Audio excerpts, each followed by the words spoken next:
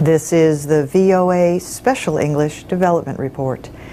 Manute Bol played 10 years in the National Basketball Association, but he will be remembered as much for his basketball playing as for his charity work in Sudan.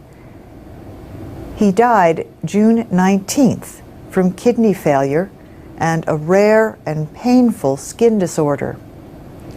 He became sick while working in his homeland. He was 47 years old. A funeral took place at Washington's National Cathedral. Manute Bol was born in southern Sudan. He stood 231 centimeters tall. This is tall even for a Dinka, some of Africa's tallest people. His father, a tribal chief, did not think basketball was good work for a Dinka, but the teenager chose it over herding his family's cattle. He did not have much luck, though, the first time he went up to dunk the ball. As he once told the Washington Post, "When I came down, I hurt my teeth in the net." In the NBA, Manute Bol averaged fewer than 3 points a game on offense. But on defense, he became one of the most feared shot blockers in the league. Former player Rory Sparrow says Bol was not afraid of anyone, not even Michael Jordan. Sparrow says Bol once said, "Why should I be afraid of Michael Jordan? I kill lion. He come in, I block his shot." Manute Bol finished his career as the 14th best shot blocker in NBA history. He enjoyed his fame, but he never forgot his people. Years of civil war left southern Sudan in ruins. He estimated that he lost 250 members of his extended family. He helped raise money for refugees. Reports say he donated nearly all of the estimated $6 million he made playing basketball. Before his death, he was working with the Sudan Sunrise Group to help bring the country together. His goal was to build 41 schools. Manute Bol took his Christian faith seriously. "God guided me to America and gave me a good job, but he also gave me a heart so I would look back," he said in Sports Illustrated magazine in 2004. That year, Manute Bol broke his neck in a car accident. He was thrown from a taxi. After recovering, he moved to the state of Kansas and met United States Senator Sam Brownback. Senator Brownback said he cannot think of a person in the world who used his or her fame for a greater good than what Manute Bol did. He said he gave his life for his people. And that's the VOA Special English Development Report. From VOA Learning English, we bring you news about technology in Special English. The World Bank estimates there are about 650 million mobile phone users in African countries south of the Sahara Desert. That is greater than the number of users in the United States and the European Union. Samia Melham works for the World Bank to increase information technologies in Africa. She says mobile phones are Africa's fastest growing technology. She says more Africans have access to the internet than to clean water or sanitation. She says mobile technology has brought about huge changes in how people live. CNN television recently named 7 ways life has been revolutionized by mobile phones. They include political activism, education, entertainment, disaster management, agriculture, and health. Banking is another industry that has been transformed by mobile phones. Reports say at least half of the adults in Gabon, Kenya, and Sudan use mobile money. Rene Mendy sells goods in the streets of Dakar, Senegal. But he never had enough money to open a bank account. Now, he uses a mobile phone banking service called Orange Money. With his telephone, he can add or take out as little as $1 from his account. He can make payments and send money to family members who live far away. Orange Money says it serves 4 million customers in 10 countries. The World Bank's Samia Melham notes that the French company is facing competition from other mobile banking services. That is not a surprise. The cost of sending a payment by phone is far lower than with traditional transfer agents like Western Union. For VOA Learning English, I'm Laurel Bowman. I'm Alex Villarreal with the VOA Special English Technology Report. In January, a 5-day internet shutdown in Egypt failed to stop the protests that forced President Hosni Mubarak to resign.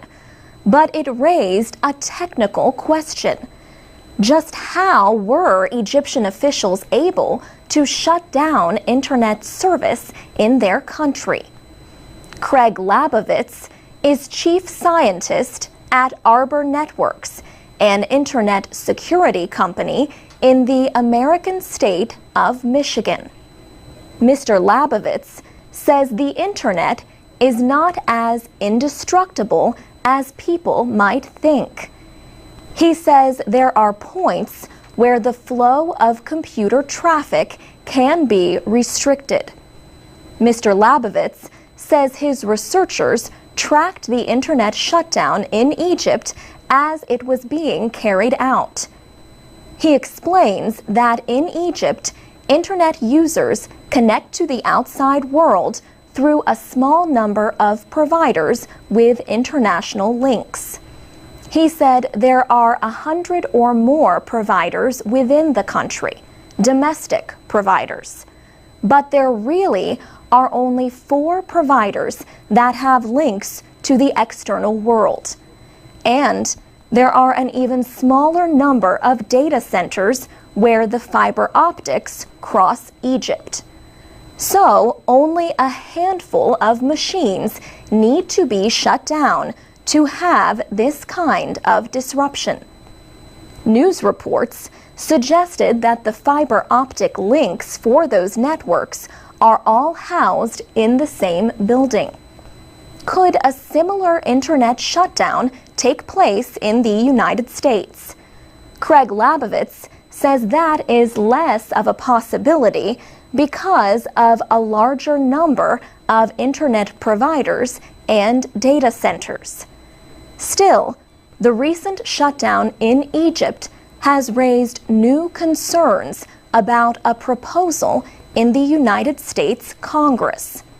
Critics say the legislation could make similar action possible in America. The measure is known as the Protecting Cyberspace as a National Asset Act.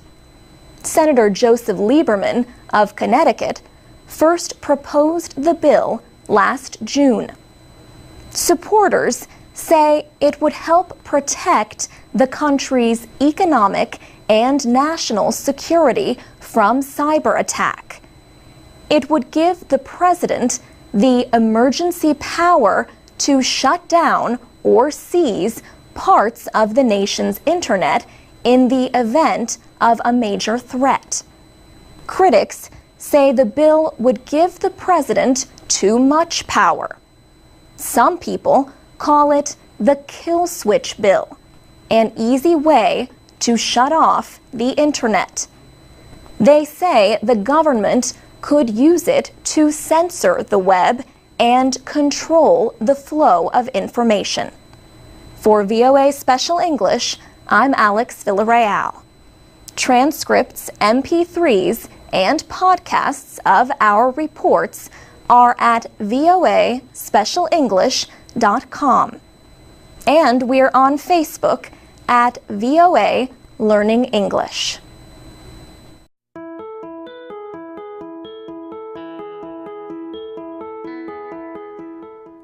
From VOA Learning English, this is the Technology Report. The internet company Google is testing its newest device, Google Glass. Most of the technologies for Google Glass are already available on smartphones. What is different is that Google has taken those technologies and added them to eyeglass frames. Chris Dale is the Senior Manager of Communications for Google Glass. He says the device is a very small computer that sits in a lightweight frame and is positioned above the eye. He says it makes exploring and sharing the world around you easier.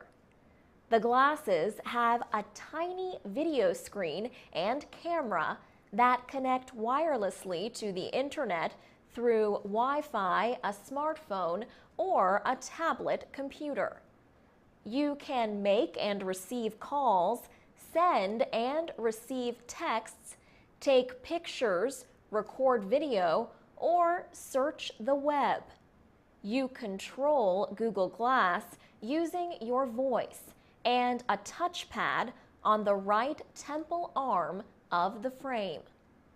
Professor Marcia Dawkins is among a group of people who have tested Google Glass. She thinks she could use the device in her classroom. Her Google Glass looks like a pair of bright orange glasses, but without the lenses.